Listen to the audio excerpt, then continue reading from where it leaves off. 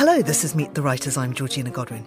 My guest today is an author, editor and the founder of the W.H. Auden Society and director of the Christopher Isherwood Foundation.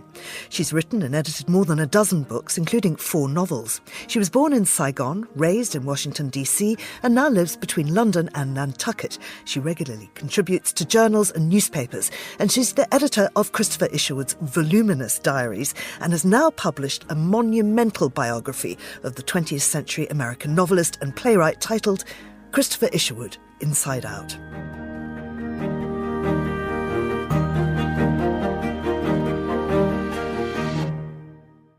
Katherine Bucknell, welcome to Meet the Writers. Oh, thank you. What a wowie introduction.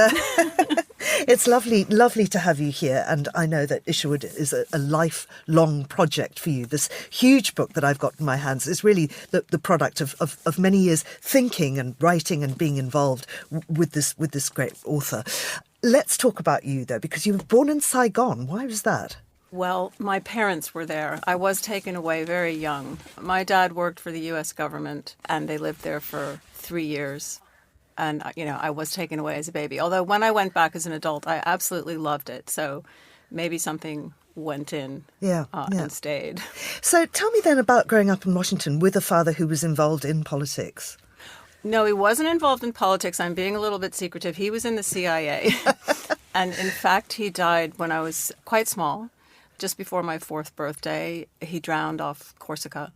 So we went back to Washington because that was where my parents had last lived, and my mother raised us there as a single mother, and she was pregnant when he died, so we had a new baby soon after. There were 4 girls, and she remarried when we were nearing adulthood to a wonderful man who was a history professor and academic. So I'm sure I picked up something from his example as well. Yeah. Now, just reading your various awards and things, had I been at school with you, I would have hated you. Oh, I think that's true of an awful lot of people.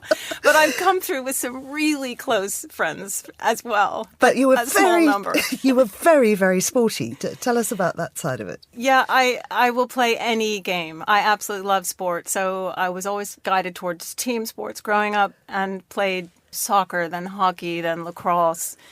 And later I took up racket sports because it's hard to be in a team when you're an adult. And in some ways, I used to feel embarrassed at the time I spent, but I think it's so good for your head. And I still do a lot of sport every week because that's what keeps me grounded and able to think. And looking great. But you also, you've got a BA from Princeton, you've got an MA from Oxford and a PhD from Columbia. I mean, those are pretty big achievements before we even get onto this huge book. Well, I loved going to school. I just, if I could have gone to school for longer, I would have done. Well, is that why you think that you've written so much non-fiction? Is it just that thirst for learning to really immerse yourself in these subjects? I love to learn new things, and I am always looking stuff up. I also have a kind of sense of responsibility to the world. I think as a young woman, I thought I should be doing something professional and making up stories. I felt, yes, if you're Shakespeare, okay, but you need to be really, really good. And it wasn't until I was turning 40 that I thought, well, hey, I've always liked making up stories, so I'm going to do a little bit of that too. So the academic and scholarly side of me is the part that, might have been a lawyer. Like I did apply to law school, got in, decided not to go. It's a middle class thing, isn't it, to think you should have a profession? Yes, I think it's a noble aim, nevertheless. Let's talk about W.H. Auden, first of all, because you've done a lot of work on Auden. Why? Well, when I finished at Oxford, I had the feeling, I had 4 years at Princeton, 2 years at Oxford, where I did a second undergraduate degree. I had kind of worked my way through a lot of what, used to be considered the English canon. And I felt like I had a lot of literature in my head. And I arrived at Columbia University a little unsure what I was going to focus on. I thought it should be something Anglo-American, and the obvious ones are Henry James, T.S. Eliot, or being a woman, did I have to do Edith Wharton?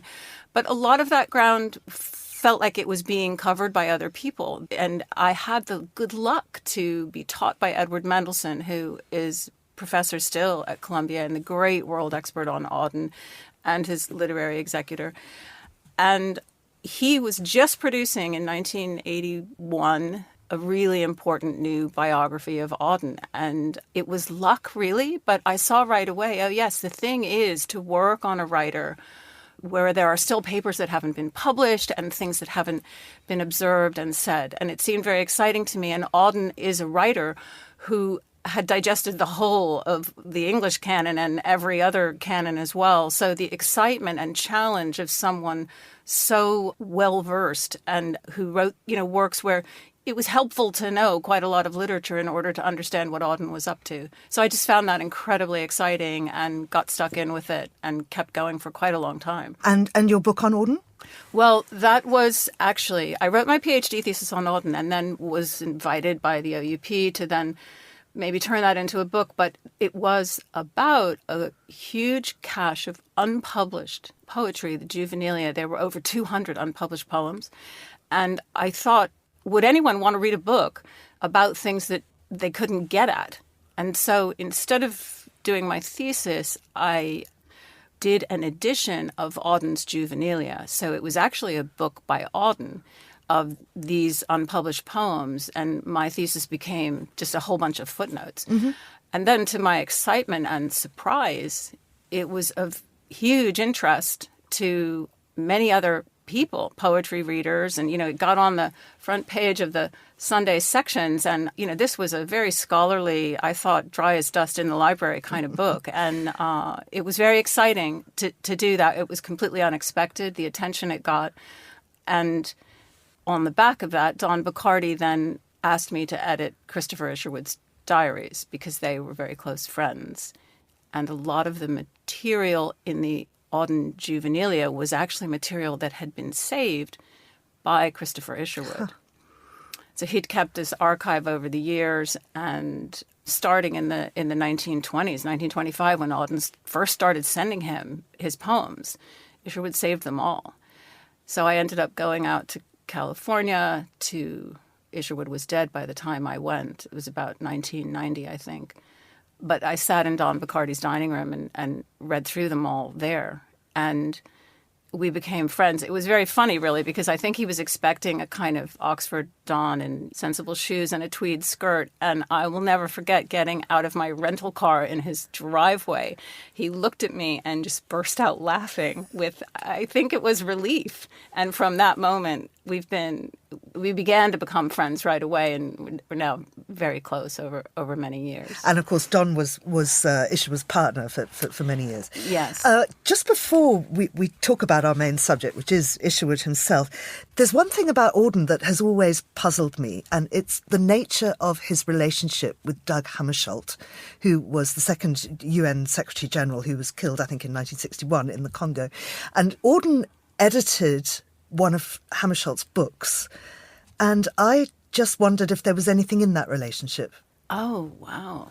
Well, I've only seen things on paper, and I don't think I can speak to that in any helpful way, but I take it as a challenge. I'm going to go and review that. I mean, what they would have shared in terms of language and Auden's ability to get inside any other, and particularly, he grew up thinking he was Icelandic by ancestry.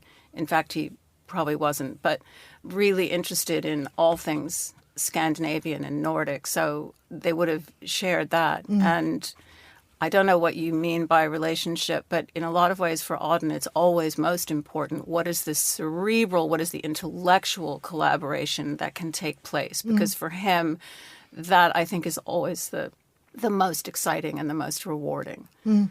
Fascinating. Well, that is your challenge, please. Right, on to Isherwood, the son of a man who was in the British Army. Tell us about his upbringing. Yes, well, he was born on his grandfather's estate in Cheshire in a smaller house called Wibbersley. His father was in the York and Lancasters. His mother was the daughter of a wine merchant. So he was the grandson of the local squire. And although his father was a second son, he was the heir to the estate. And his father was a professional soldier and a career army officer, but he'd been to Cambridge before going to Sandhurst and was incredibly talented, energetic man. He was an amazing athlete. He was a really accomplished pianist, could perform in public and accompany other people. And he was a gifted watercolorist and sold his work at shows in London in the first part of the 20th century, up to about before World War I. So he was really a rather remarkable man. And he also had a very gentlemanly and kind of self-contained demeanor, but with a lot of passion below the surface. And, his little son adored him and knew him until he was 10 years old.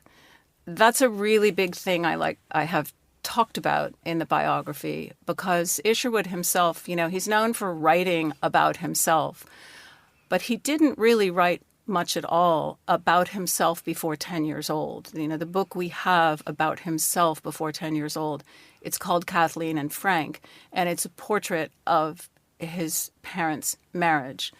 And there are things there that are revealing about himself, but I found that those first 10 years of his life really formed his psychological bedrock, and my access to it was through his mother's diaries.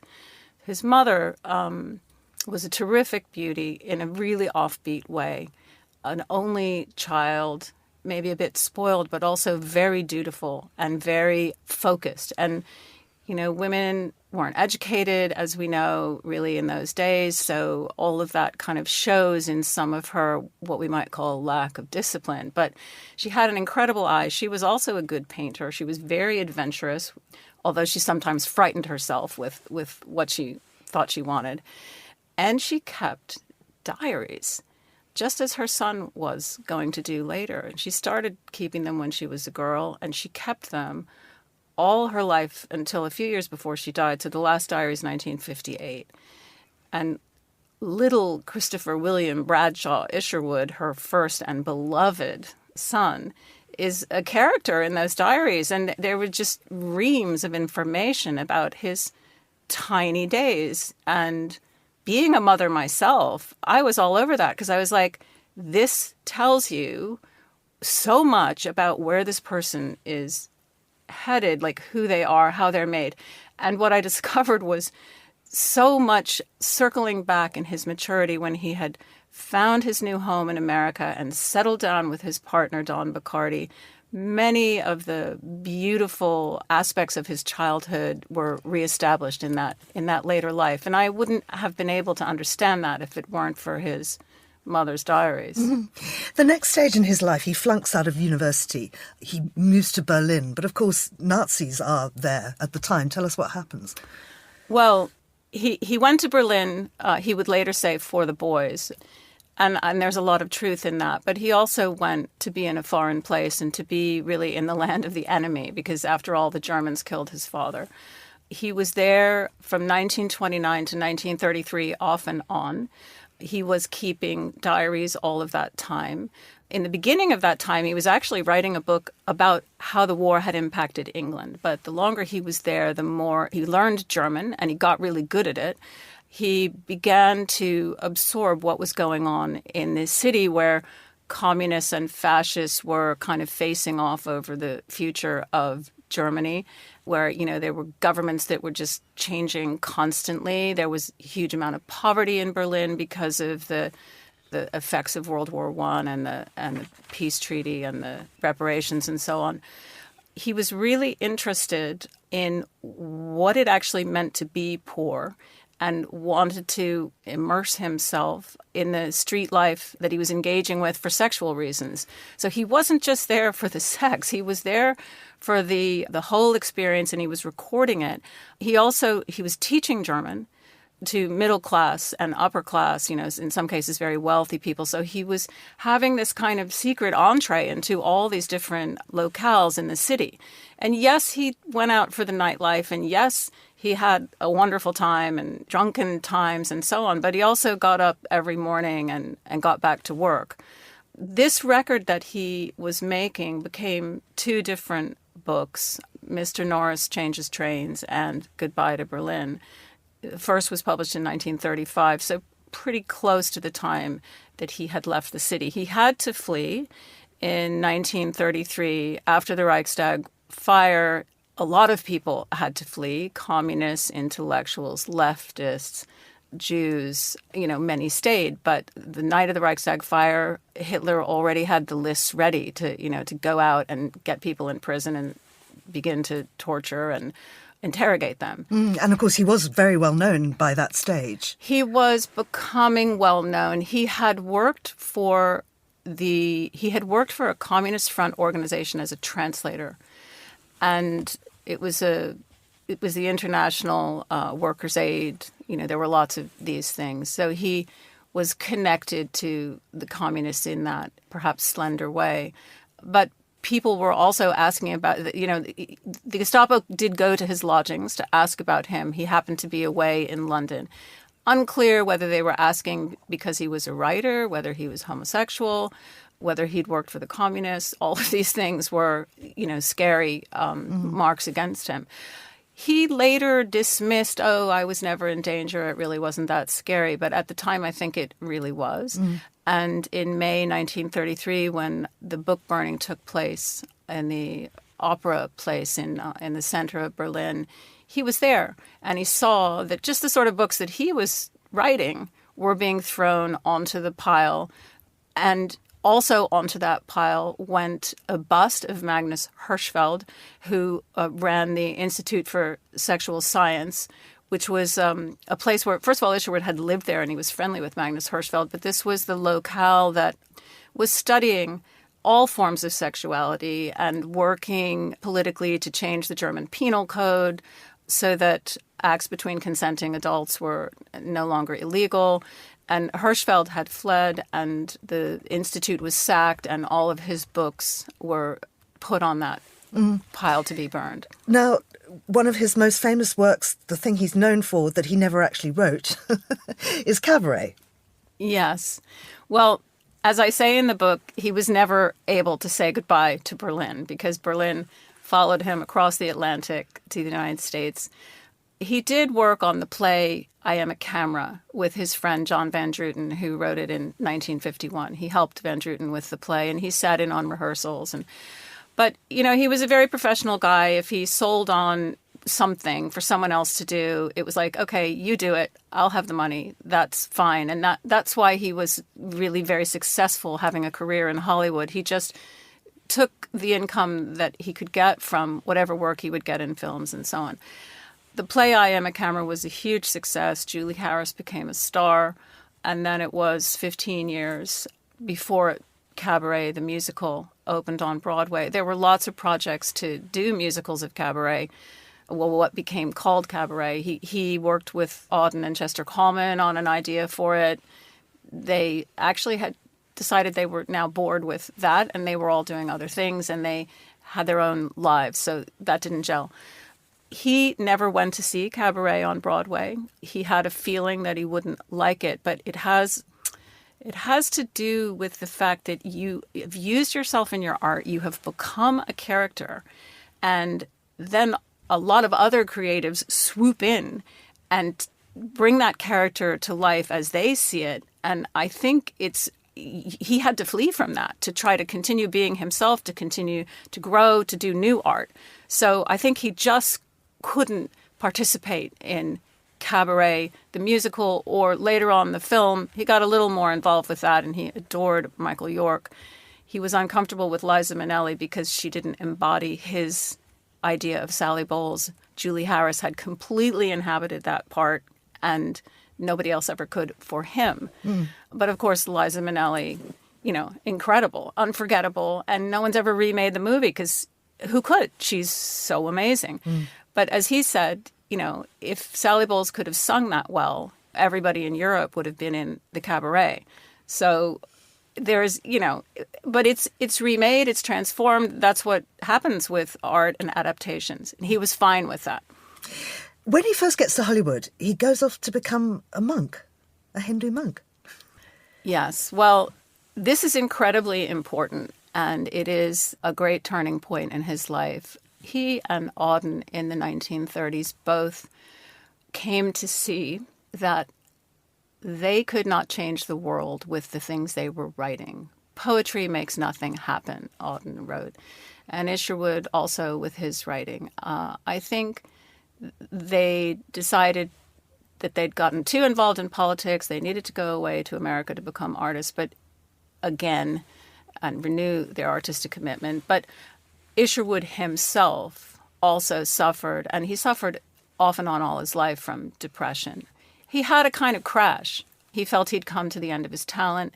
He couldn't write what he wanted to write anymore, wasn't sure what he wanted to write. He got to New York with Auden and was very uncomfortable there. New York didn't suit him, went on to California. But he knew that he was going partly to write for the movies and partly in pursuit of someone called Gerald Hurd, who was this Cambridge academic specialist in religion who had studied all world religions and was on the trail of a new one, Vedanta, learning to meditate and practice non-attachment with a view to, well, if we can't change the world, if politics has failed us, we need to change ourselves. So Isherwood went out there hoping to meet with Gerald Hurd and Gerald Hurd's very close friend Aldous Huxley, who was on a similar pathway. How fascinating. But he actually goes and lives as a monk. Yeah. He was a person who he believed in authenticity. If he imagined something, he then wanted to do it. So he went in completely, he took his time, but once he decided to join the monastery, he stayed there for a couple of years during the war, translating the Bhagavad Gita and being a monk. And he was celibate and he didn't drink and he didn't smoke. Of course, that didn't last forever, but it was a huge and life-changing time for him. Tell us about him and Don, then. Well, they met on the beach in the early 1950s, just in passing. And then February 1953, Don's big brother brought him by Isherwood's little house for breakfast one Sunday morning. And they went off together for a day. And soon he and Don formed a very special relationship. And they stayed together for the next 33 years until Isherwood's death. Don was 18 when they met. He was a college freshman. He was just transferring from big UCLA to smaller Santa Monica City College. He was very unsure about being an academic student, and eventually through Isherwood taught him more, Don feels, than he ever learned in school, and eventually encouraged him to take up art, which was something Don was doing all along throughout his young life. And Don became a portrait painter and is still painting today. And you're still in regular touch with him? Yeah. Yeah. The animals. Tell us more. Well, here are two gay men in Hollywood in the 1950s, fairly relaxedly living out and about. They didn't announce themselves, but they had a secret private world in which Chris was Dubbin, this steady old workhorse, and Don was Kitty, who was a white, adorable kitty a lot of the time, and every now and then was a black cat with fierce, angry, passionate attacks of mood. And these creatures, I mean, lots of people have pet names, but this was a camp that they developed between themselves, which allowed them really to triangulate many difficult emotions and to negotiate passages in their relationship which might have torn some relationships apart. They became real. Isherwood said, they're like Jung's myths. He wrote that in a letter to Don once. And they don't have the complicated emotions of human beings. They are loyal, playful, and very physical creatures. And you had a wonderful podcast, actually, with two very well-known people called The Animals. Yes, well, so there are a lot of letters between Isherwood and Bacardi, and the animals feature really in those letters. And so Alan Cumming and Simon Callow agreed to play.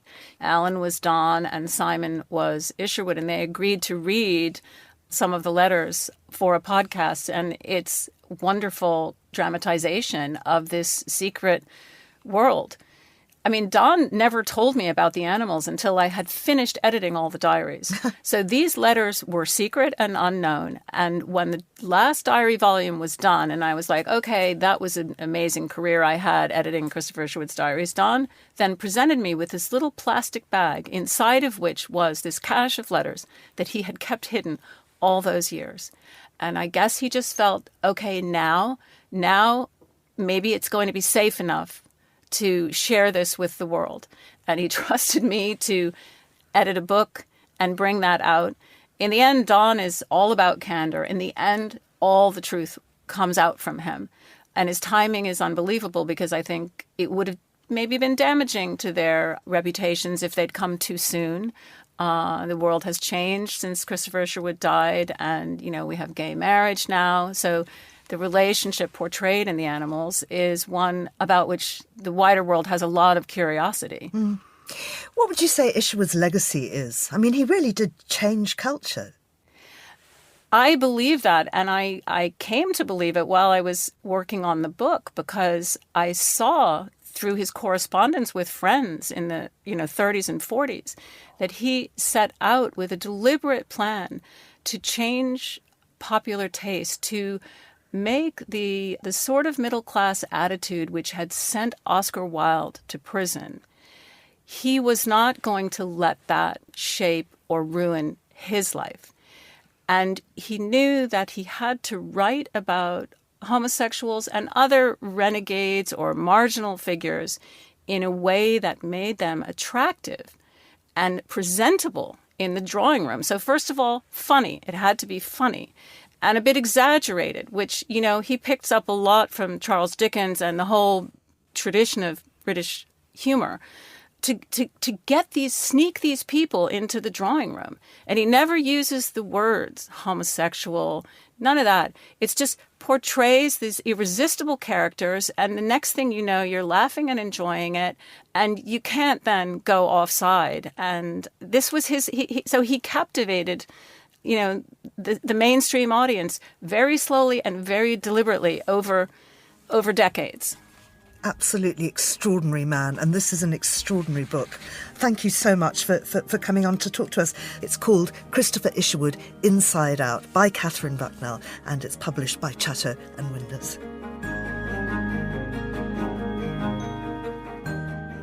You've been listening to Meet the Writers, thanks to the producer Tamsin Howard, and you can download this show and previous episodes from our website, Apple Podcasts, or wherever you get your audio.